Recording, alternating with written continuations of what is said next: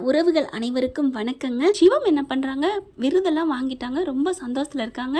நல்லா போயிட்டு ஹோட்டலில் சாப்பிட்டுட்டு வீட்டுக்கு போய் தூங்கலாம் அப்படின்ட்டு போகிறாங்க, ரெஸ்ட் எடுப்போம் அப்படின்ட்டு பார்த்தா பக்கத்து வீட்டில் ஓவராக சண்டை நடந்துட்டுருக்கு. பாத்திரம் பண்டமெல்லாம் தூக்கி எரிஞ்சிட்ருக்காங்க. ஒரு 10-15 பேர் கொய்யோ மையோன்னு கத்திக்கிட்டு இருக்காங்க. என்னவா இருக்கும் அப்படின்னு நின்று பார்க்குறாங்க. பார்த்தா அங்கே சிந்தாமணி இருந்துட்டு கத்திக்கிட்டு கிடக்கு. என்ன நினச்சிட்டு இருக்கீங்க, காசு வாங்கினீங்கல்ல, சும்மாவா இருக்குது அப்படி இப்படின்னு கத்த அவர் பார்க்குறாரு. என்ன சிந்தாமணி மாதிரி இருக்கே அப்படின்னு சொல்லிட்டு இருக்கல, என்ன பிரச்சனை, என்னம்மா ஏயா கேட்குறீங்க? அந்த அம்மா இவங்ககிட்ட கடன் கொடுத்துருக்கு, பார்த்தா கொஞ்சோன்னு கொடுத்துருக்கு, அதை நாளடைவை கூட கூட கொடுத்து வட்டி குட்டி அப்படின்னு சொல்லிட்டு அந்த வீட்டுக்கு மேலே காசை போட்டு இந்த காசை போல நீங்கள் தரணும், இல்லைன்னா இது எங்களுக்கு தான், நீங்கள் கையெழுத்து போட்டு கொடுத்துட்டீங்கன்னு சொல்லிட்டு காலி பண்ண சொல்கிறாங்க. பாவங்க, இந்த வீடு எவ்வளோ காசு போகும், அந்த அம்மா பாதி காசை கொடுத்துட்டு ஆட்டையை போட பார்க்குது. இதே பொழப்பாதான் தெரியுதா, நிறைய பேர் இதான் சொல்கிறாங்க. ஆமாம் இந்த சிந்தாமணி சரியான பொம்பளை அப்படி இப்படின்னு சொல்ல அப்படியே சிவத்துக்கு அப்படி தூக்கி வாரி போடுது. என்னது இது, இவ்வளோ பெரிய கேவலமான பொம்பளையா, இது கூட போய் பழக்க வச்சுட்டு இருக்காங்களே நம்ம மாஸ்டரு அப்படின்னு சிவமுக்கு அங்கே இருக்க முடியல. உடனே அங்கேருந்து கிளம்பி பார்வதி வீட்டுக்கு போகிறாங்க. அங்கே போன கையோட விஜயாவுக்கு கால் பண்ணி வர சொல்கிறாங்க. விஜயாவும் வந்துடுது. என்ன எதுக்கு பார்வதி நான் வர சொன்னேன் அப்படின்னு கேட்க அங்கே நடந்ததை பூரா சிவம் சொல்ல, அப்படியா, காசு வாங்கியிருப்பாங்க, ஏமாத்திருப்பாங்க, அதுக்கு சிந்தாமணி தூக்கி எறிஞ்சிருக்கும் பாத்திரம் மண்டத்தை, அதுக்கு என்ன பண்ண சொல்கிற? இங்கே பாரு பார்வதி, இங்கே பாரு விஜயா, நான் சொல்கிறத கேளு, நான் சொல்கிறத நீ கேட்காம மறுபடியும் நீயும் நடுத்தூரில் நின்றாத. அவகிட்ட நீ காசு பணம் வாங்கிக்கிட்டு இருக்க, எனக்கு நல்லா தெரியும். வீட்டு பத்திரத்தை எதுவும் கொடுத்துருக்கியா அப்படிங்கல? அது அப்படிங்கல, சொல்லு விஜயா சொல்லு, நான் உனக்கு என்றைக்குமே துரோகம் பண்ண மாட்டேன், நினைக்கவும் மாட்டேன், என்கிட்ட சொல்லு விஜயா அப்படின்னு கேட்க, ஆமாம் பார்வதி அப்படின்னு சொல்ல, ஐயோ பத்திரத்தை கொடுத்துட்டியா? யார்கிட்ட கொடுத்த? நான் சிந்தாமணிகிட்ட கொடுக்கல பார்வதி, நான் ஃபைனான்சியர்கிட்ட தான் கொடுத்துருக்கேன். சரி, அந்த ஃபைனான்சியர் யார் சொல்லி நீ கொடுத்த, உனக்கு எப்படி தெரியும்? அது என் பையன் கடன் வாங்கியிருந்தான், ஆனாலும் மேற்கொண்டு காசு கொடுக்குறக்கு சிந்தாமணி தான் அறிமுகப்படுத்தி வச்சா. புரிஞ்சு போச்சா, அந்த ஃபைனான்சியரே சிந்தாமணியோட ஆள் தான், எனக்கு நல்லா தெரியுது அப்படின்னு சிவமும் பார்வதி சொல்கிறாங்க. என்ன பார்வதி வயிற்றில் புளிய கரைக்கிற அப்படி சொல்ல, ஆமாம் எனக்கு புரிஞ்சுக்கவே இல்லை, எனக்கு பிடிக்கவே இல்லை, உனக்கு புரியுதா? இங்கே பேசுகிற விஷயம் பூரா எப்படி ரோஹிணிக்கு தெரியுதுன்னு நம்ம பேசணுமே, அந்த சிந்தாமணி தான் இருந்துக்கிட்டு ரோஹிணிக்கு ஏதோ ஹிண்டு கொடுத்துக்கிட்டு இருக்கா, எனக்கு நல்லா புரியுது. ஐயோ இப்போ என்ன பண்ணுறது, என் பத்திரம் அவகிட்ட மாட்டிக்கிச்சே அப்படின்னு விஜயா நினைக்கிறாங்க. இல்லை பார்வதி, எனக்கெல்லாம் அவள் துரோகம் பண்ண மாட்டா, கேட்காம காசை கொடுத்துருக்குறா, தூக்கி கொடுத்துட்டு சும்மா விடுவாங்களா? இன்னும் கொஞ்ச நாள் அந்த பத்திரத்தை கையெழுத்தை போட்டீங்க, நீங்கள் எல்லாரும் வீட்டை காலி பண்ணுங்கன்னு காமிச்சுக்கிட்டு பத்திரத்தை காமிச்சுக்கிட்டு விரட்ட போகிறா, என்ன பண்ணுவேன் அப்படின்னு பார்வதி கேட்க, பார்வதி அப்படிலாம் நினைக்காத, பேசாத. சரி, அவள் உண்மையாக போயான்னு எப்படி கண்டுபிடிக்கிறது? நான் நேரே கேட்டுறேன், இந்த ஃபோன் பண்ணுறேன். ஐயோ விஜயா, உனக்கு எப்போ பாரு உனக்கு அறிவே இல்லை, ஆர்வக்கோளாறு தான் நீ அப்படிங்கல. என்ன பார்வதி திட்டுற? ஆமாம், நீ கேட்டோன்னே ஆமாம் விஜயா மாஸ்டர், நான் உங்ககிட்ட ஏமாத்தத்தான் பத்திரத்தை வாங்கினேன் அப்படின்னு உண்மையை ஒத்துக்குவாளா?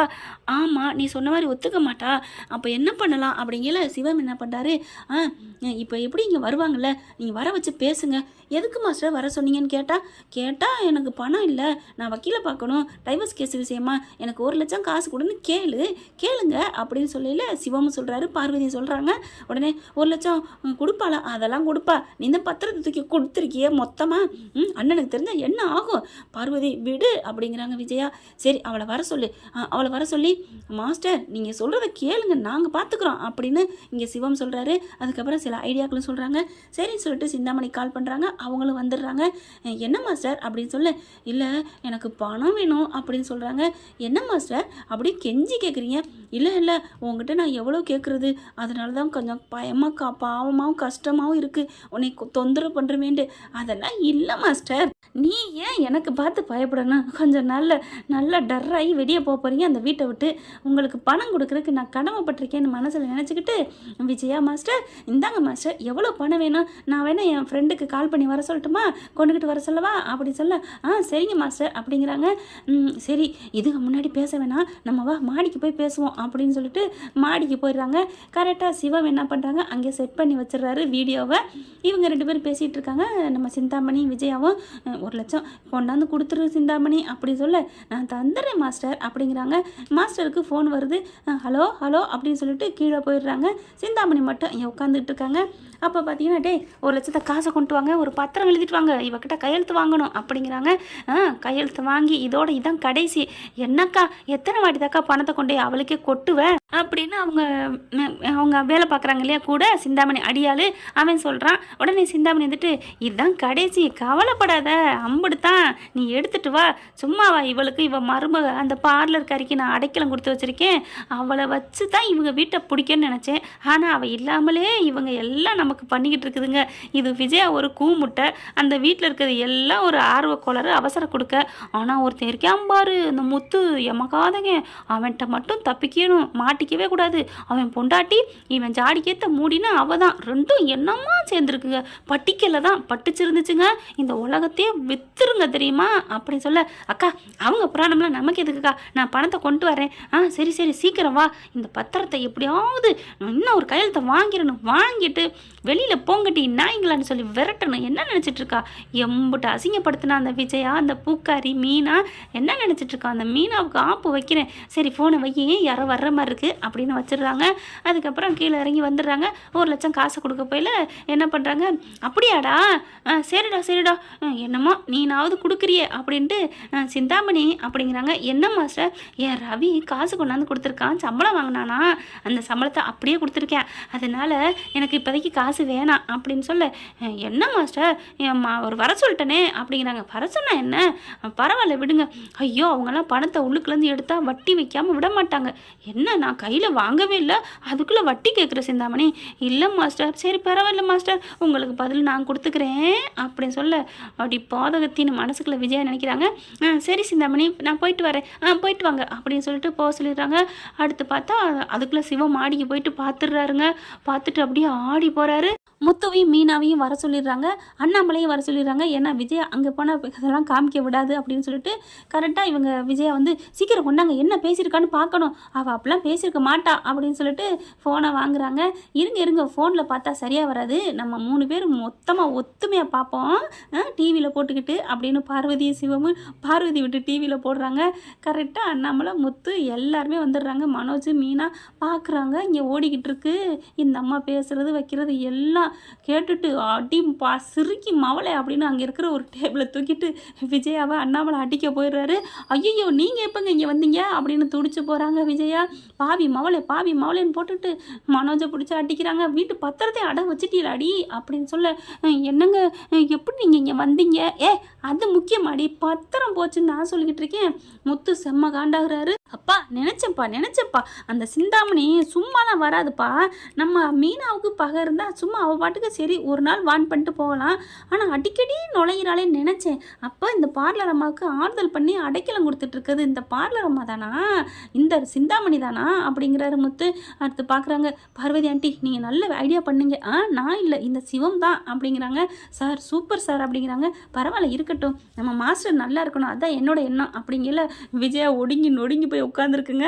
உண்மையிலே இது பார்த்தா புலிங்க, பாஞ்சா புலின்னு சொல்லுவாங்கல்ல, படுத்தா பசுங்கிற மாதிரி அப்படியே அடங்கி போய் நிற்கிது. உன்னை எத்தனை வாட்டி தான் அடிக்கிறது, என் கையும் வலிக்குது என் வாயும் வலிக்குது அப்படின்னு சொல்லிட்டு மனோஜை திரும்புறாரு. அப்பா அப்படின்னு சொல்லி அவரும் சைக்கிள் பாய் விரித்து படுக்கிற மாதிரி அப்படியே கீழே படுக்க போகிறாங்க. ஐயோ உங்களை நான் எத்தனை வாட்டி தாண்டா அடிக்கிறது, போச்சே இப்போ என்ன பண்ணுறது, பணத்துக்கு இப்போ என்ன பண்ணுறது அப்படின்னு தவிக்கிறாங்க.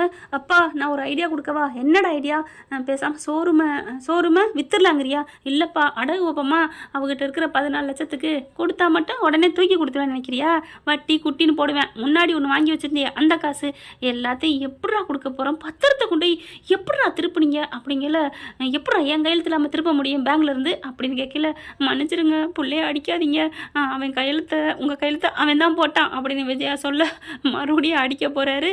அதுக்கப்புறம் பார்வதி தடுக்குது, அண்ணே விடுங்கண்ணே, அவள் ஏதோ பேராசையில் அப்படி பண்ணிட்டா, பேராசை பெரு நஷ்டம் தெரியுதா, எப்போ பாரு அப்படியே பணம்னே அப்படி சொல்லி மறுபடியும் அடிக்க போகிறாங்க. அப்போ முத்துவும் தடுக்கிறாரு, அப்பா விடுங்கப்பா, என்ன பண்ணி என்ன புண்ணியம், இப்போ எப்படி பத்திரத்தை மீட்கணுமே, என்னம்மா பேசுது பாருங்களேன், அப்படியே அதுவும் விஜய் அங்கே வீட்டில் இருக்கும் எல்லாரும் கேனைங்களாம், நாங்கள் மட்டும் ஒரு சரியான ஆளாம், மீனா பத்தியா நம்ம 2 பேரும் எப்படி பேசியிருக்குன்னு அப்படிங்கல, நல்ல விதமாக கரெக்டாக தானே பேசியிருக்கிறா வில்லியாக இருந்தாலும் அப்படின்னு பார்வதி சொல்ல உடனே விஜயா முறைக்குது. என்னைய முறை நீ அப்படிங்கிறாங்க பார்வதி. டக்குன்னு அப்படியே வாயை கண்ணை மூடிக்கிறது. அப்படியே மீனா முத்தும் பார்க்குறாங்க. ஆமாங்க, நம்ம 2 பேரும் சாடிக்கத்தை மூடியாமே, இப்போ அது முக்கியம் இல்லை, இப்போ என்ன பண்ணலாம் அப்படின்னு சொல்லி பேச ஆரம்பிக்கிறாங்க. எப்படி பத்திரத்தை திருப்புறது, ஐயோ அப்படின்னு சொல்லிட்டு ரொம்ப டென்ஷன் ஆகுறாங்க. எனக்கு தெரியாது, என் வீடு உன் வீடு மட்டும் இல்லை, என் பங்கு இருக்கிறதுல நான் கஷ்டப்பட்டு மாடி கட்டியிருக்கிறேன், என் வீடை நீ என்னமாவது பண்ண அவ்வளோதான் விஜயா அப்படிங்கிறாங்க. எங்க நாங்கள் எப்படியாவது பணத்தை ரெடி பண்ணி அந்த பத்திரத்தை மீட்டுறங்க, பத்திரத்தை மீட்ப உனக்கு சும்மா கொடுப்பா தூக்கி, சிந்தாமணி பற்றி தெரியாமல் இருக்கியா அப்படின்னு அண்ணாமலை கத்துறாங்க. என்ன ஃப்ரெண்ட், பேராசை பெருநஷ்டம் அப்படிங்கிறது விஜயா விஷயத்தில் கரெக்டு அப்படின்னு நினச்சிங்கன்னா காமெண்ட்ஸில் ஒரு கருத்தை தெரிவிச்சிருங்க. இந்த பகுதி எப்படி போனால் எப்படி இருக்கும் அப்படிங்கிறதையும் தெரிவிச்சிருங்க. தேங்க்யூ. இந்த வீடியோ உங்களுக்கு பிடிச்சிருந்தா தயவு செய்து லைக் பண்ணுங்க. இன்னும் அப்டேட்ஸ்க்காக சேனலை சப்ஸ்கிரைப் பண்ண மறக்காதீங்க. நம்ம கிட்ட இருக்க எல்லா சேனல்ஸோட லேட்டஸ்ட் வீடியோ அப்டேட்ஸ்க்காக மேல ரைட் சைட்ல காட்டுற லிங்கை கிளிக் பண்ணி வாட்ஸ்அப் குரூப்ல ஜாயின் பண்ணுங்க. உங்களிடம் விடைபெறுவது நான் உங்கள் மெஹர்.